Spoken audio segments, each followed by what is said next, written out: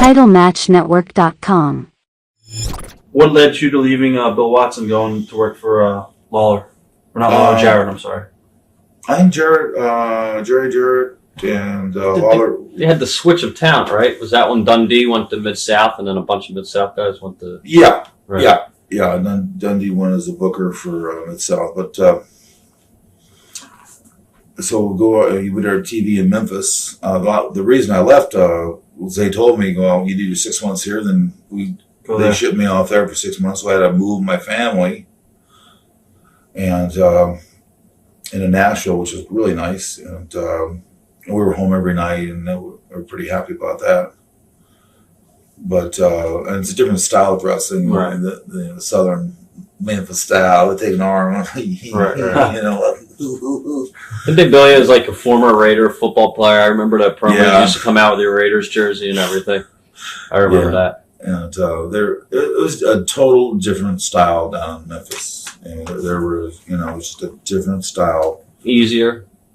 No, it was easier, but it was harder psychology-wise. It was just what. Did you adjust well to it? Yeah. Okay. Yeah, because up in Calgary, with 3.5 years experience in Calgary, we had our own style. We had the Japanese, English, Memphis, Calgary was like kind of ahead of its time compared to like wrestling like now. Like, oh yeah. Think about it. Oh God, yeah. We had like ladder. They had the first ladder matches. All the Japanese guys. The ladder match is the Dynamite Kid's match. That's his own match. He created that. Right.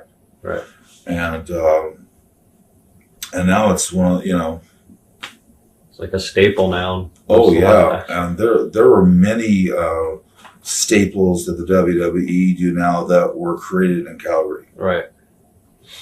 And basically through the Dynamite Kid, we all watched the Dynamite Kid in Calgary. We were all, I copied everything I could copy off him. Everybody did.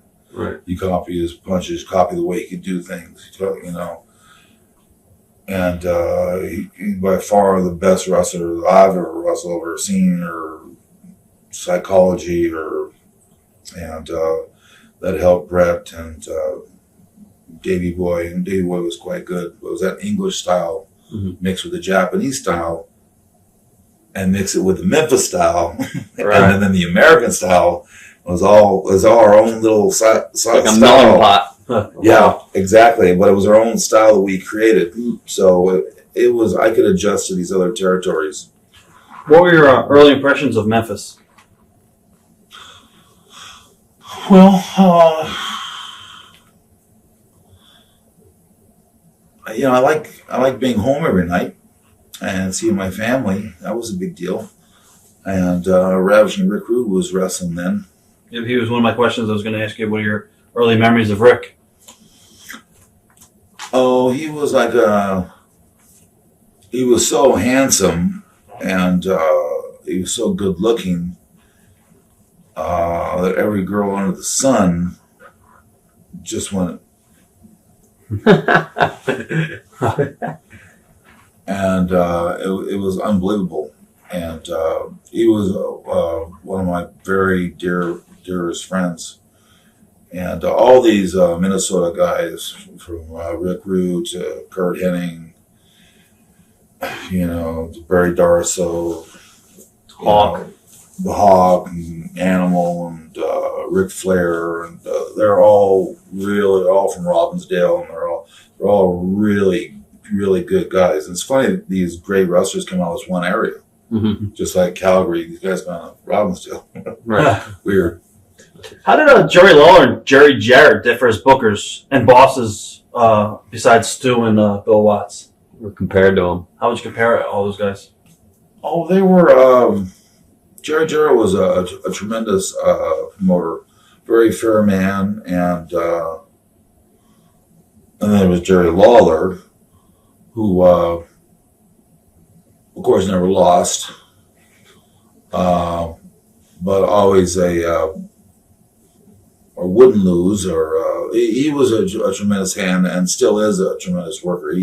He's an amazing person. That just one of these guys that never ages and does the same thing.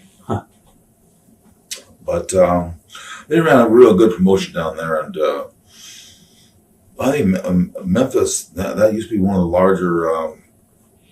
Memphis and the Carolinas used to be the territory of New York. TitleMatchNetwork.com